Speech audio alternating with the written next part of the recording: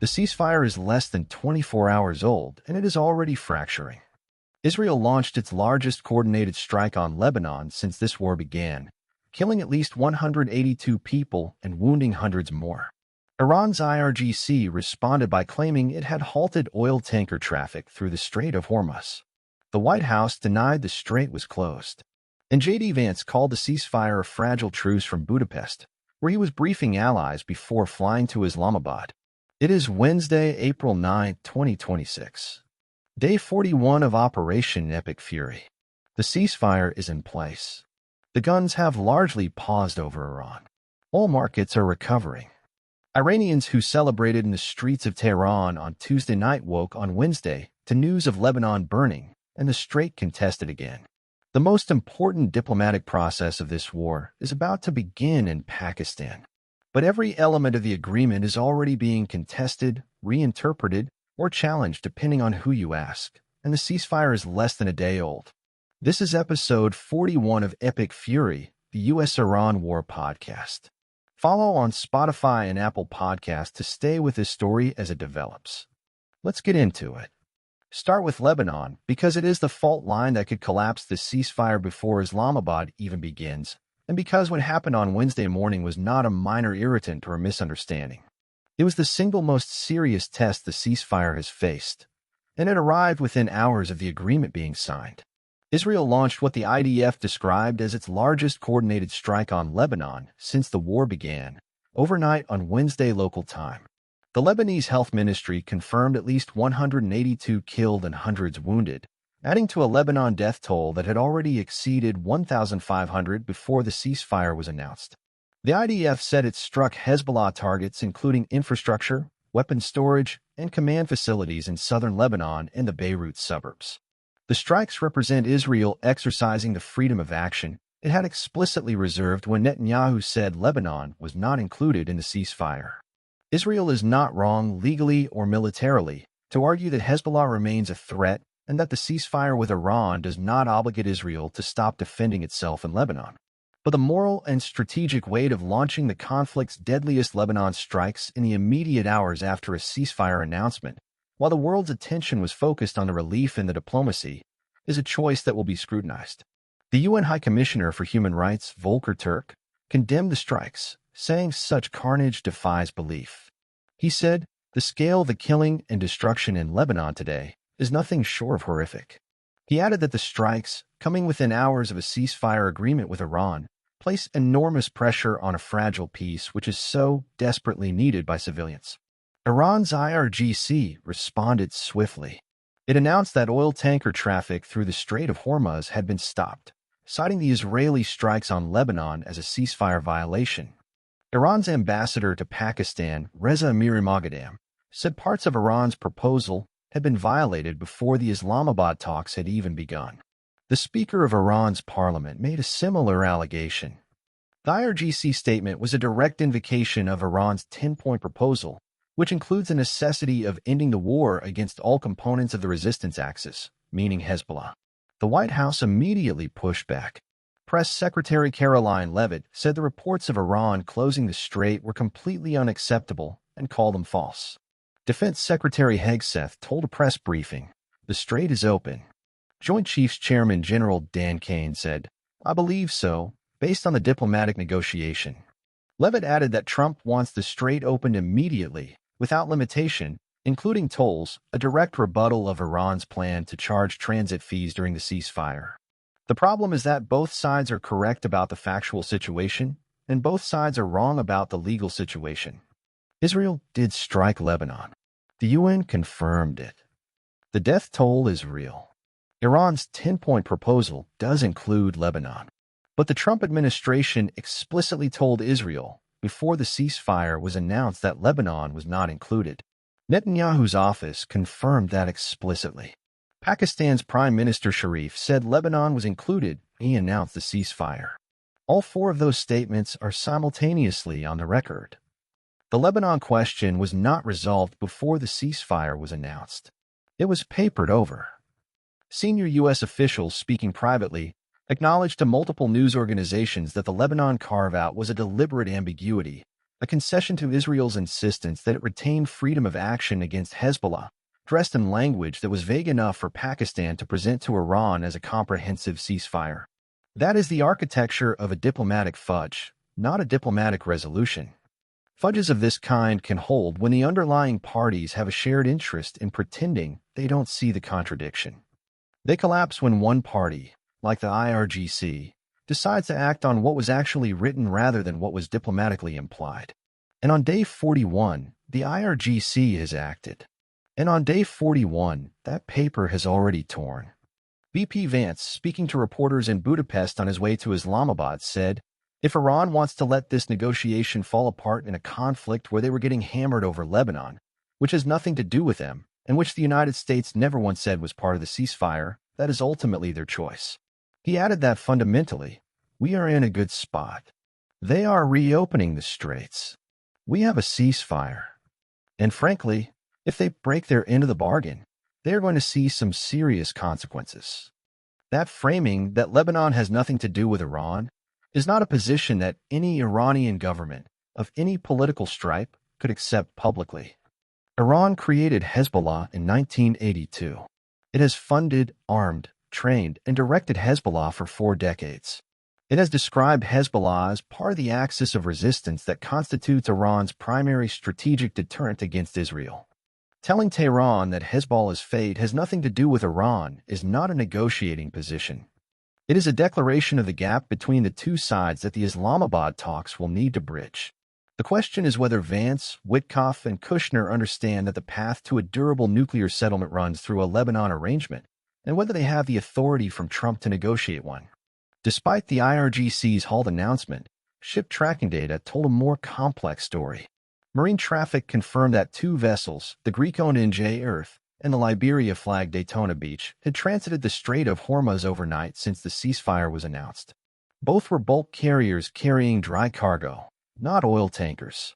Overall traffic through the waterway had not picked up beyond the slow trickle seen throughout the war.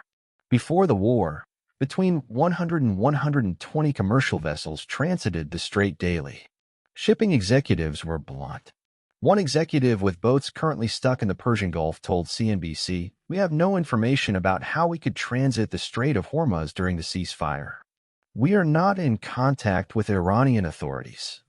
The most important thing for us is the safety of our crew members. If we were deciding to transit, we need absolute guarantees about the safety of our crew members." That statement captures the practical reality of the ceasefire's most immediate economic test. The oil market fell 13% on Tuesday night on the news of the ceasefire. If the strait does not begin flowing with oil within days, that relief will partially reverse. Roberto Janetta, chairman of the Hong Kong Liner Shipping Association, was also blunt.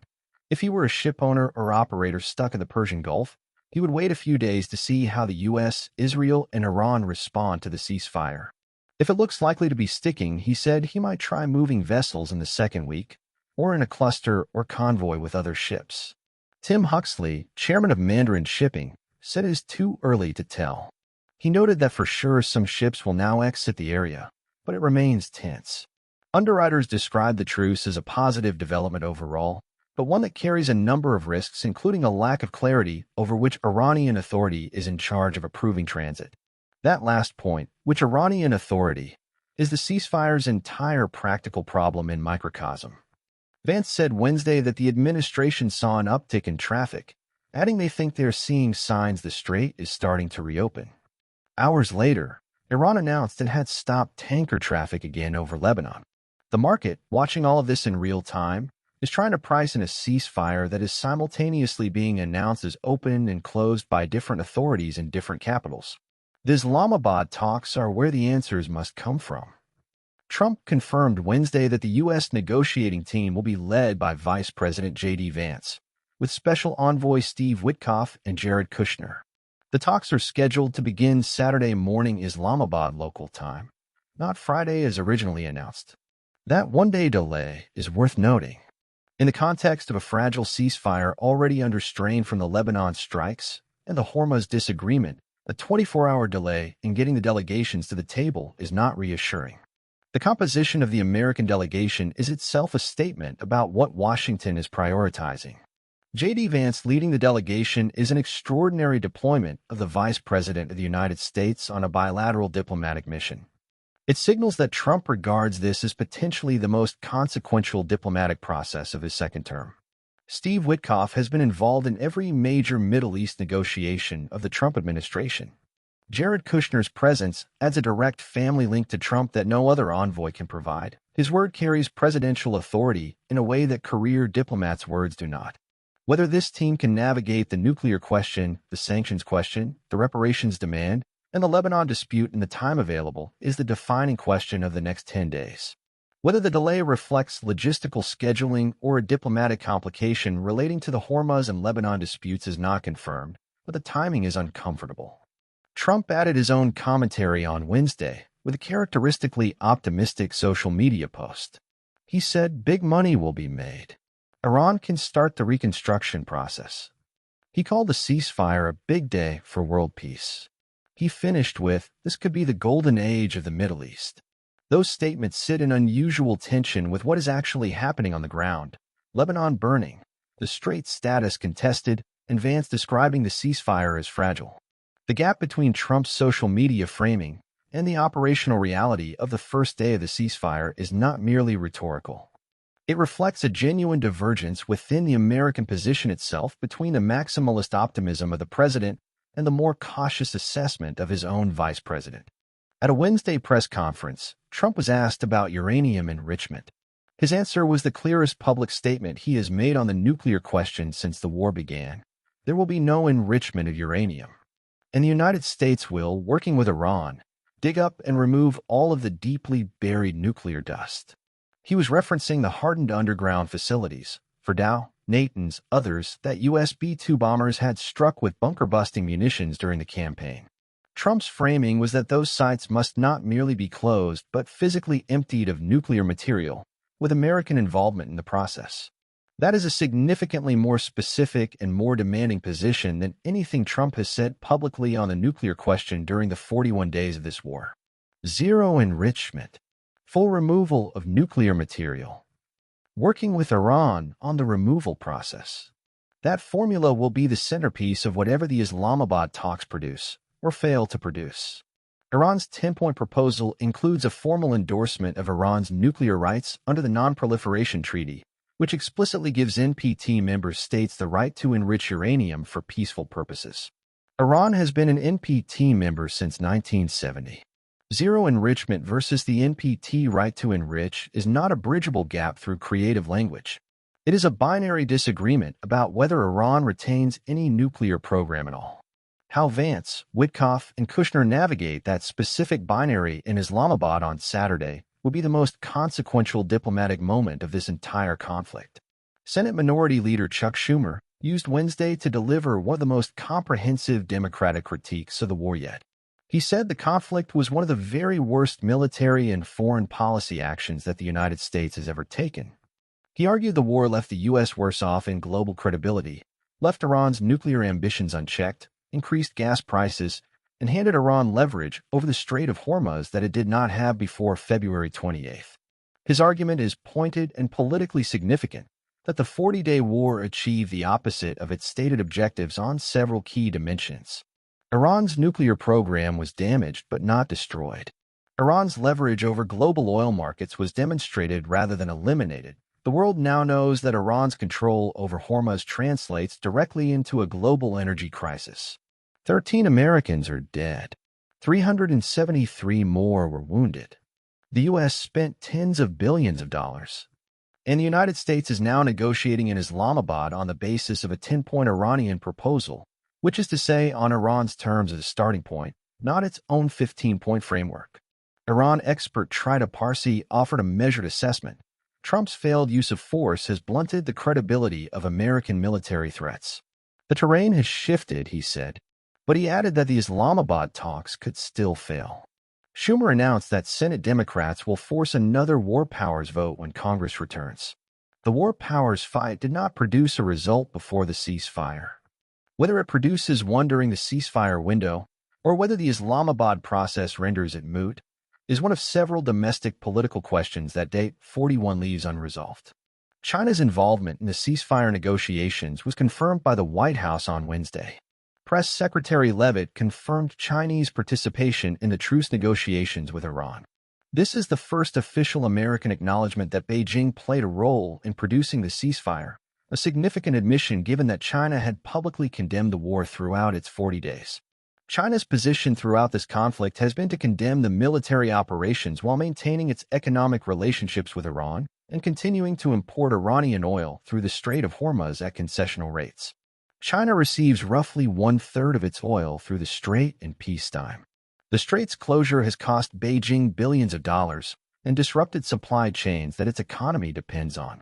Its emergence as a backstage facilitator of the ceasefire, alongside Pakistan's frontline mediation, reflects the reality that the countries with the most economic exposure to the war's continuation, China and Pakistan, ultimately had more leverage over Iran's decision to accept a ceasefire than the countries doing the bombing. That is a diplomatic observation that will shape how the world's major powers interpret their role in the Islamabad process and the broader regional settlement that must follow. The IDF strikes on Lebanon and the Hormuz dispute were not the only complications on day 41. Kuwait and the UAE both reported fresh Iranian drone attacks involving dozens of drones on Wednesday. The IRGC appear to be operating on a different instruction set than Iran's Supreme National Security Council, which had confirmed the ceasefire. This is the command and control problem that analysts had warned about since the ceasefire was first announced. The IRGC, which has run the military campaign autonomously throughout the war, does not automatically stand down because a political body in Tehran issues a ceasefire statement. The IRGC has its own operational timelines, its own targeting logic, and as the Pezeshkian-Vahidi exchange made clear weeks ago, its own relationship with the civilian government that has been characterized more by exclusion than coordination. Whether the IRGC's continued attacks on Gulf states represent a deliberate message to the Supreme National Security Council about the limits of its authority, a test of whether the ceasefire will hold under provocation, or simply residual operations already in flight is not confirmed. The practical effect is that Gulf states that had been hoping Wednesday morning would bring the first quiet night in 6 weeks instead spend it activating air defense systems again. For Saudi Arabia, the UAE, Kuwait, Qatar, and Bahrain, none of them combatants, all of them damaged, the ceasefire has not yet produced a single quiet hour. The ceasefire's fundamental architecture is this, a 2-week pause in bombing, contingent on Hormuz reopening, with negotiations in Islamabad. Everything else, the Lebanon question, the nuclear question, the sanctions question, the reparations question, the U.S. military presence in the Gulf, is unresolved. The two sides are heading to Islamabad to resolve all of it in 2 weeks.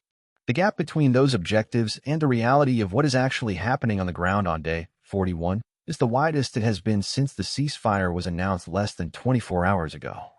For the Islamabad talks to produce anything durable, they need to achieve at minimum the following: a shared understanding between the U.S. and Iran about what Lebanon's status is during the ceasefire period, a concrete, verifiable mechanism for Hormuz to reopen and for oil to flow without Iranian-imposed transit fees and without Iranian military coordination requirements that shipping companies cannot accept, and a framework for nuclear talks that gives Iran something it can describe to its domestic audience as acknowledgement of its status as a sovereign state while giving the United States something it can describe as a verifiable constraint on Iran's nuclear program. None of those three things is easy. All three are necessary conditions for a ceasefire that lasts beyond 2 weeks. For Iran, the Islamabad talks represent the first time in 41 days that its civilian leadership, Karachi, and the foreign ministry will have a platform.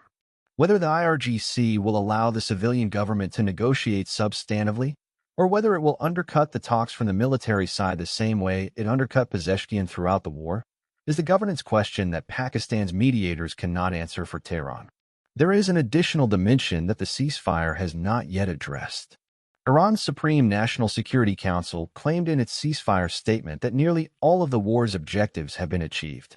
That framing served a domestic political purpose. It allowed Khamenei to present the ceasefire as victory rather than surrender. But it also creates a problem for the Islamabad process. If the Iranian public has been told the war's objectives have been achieved, then any concession made in Islamabad on the nuclear question, the sanctions question, or Hormuz governance will be presented domestically as a betrayal of that victory.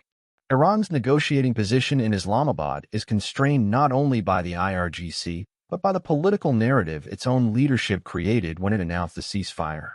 The internal Iranian decision-making structure that produced the ceasefire, apparently driven by Khamenei himself, through the Supreme National Security Council, will need to remain coherent throughout the Islamabad process. History and the events of the past 41 days suggest that coherence is not guaranteed. The gap between Trump's social media framing of Day 41, big money will be made, this could be the golden age of the Middle East, and the ground reality of Lebanon under its heaviest strikes of the war, the IRGC continuing drone operations against Gulf states, the Strait contested, and Vance describing the ceasefire as fragile, is not a minor rhetorical discrepancy. It is a substantive divergence about the state of the world that will create problems in Islamabad. When Iran's delegation arrives on Saturday and is presented with an American counterpart whose president is publicly describing the golden age of the Middle East, while 182 Lebanese are dead from Israeli strikes that began hours after the ceasefire was announced, the emotional and political distance between the two delegations will be considerable. Diplomacy can bridge distance. It cannot pretend the distance does not exist. If this podcast is helping you make sense of what is happening, please take 30 seconds to leave a review on Spotify or Apple Podcasts. It makes an enormous difference to how many people find the show. This has been episode 41 of Epic Fury, the U.S.-Iran War podcast. Day 41. The ceasefire is fragile. Lebanon is burning. The Strait is contested. The IRGC is still flying drones over Gulf states. Vance is flying to Islamabad. The nuclear question is starkly framed. And the 2-week clock that will determine whether this pause becomes peace or resumes as war began ticking less than 24 hours ago. We will be back very soon.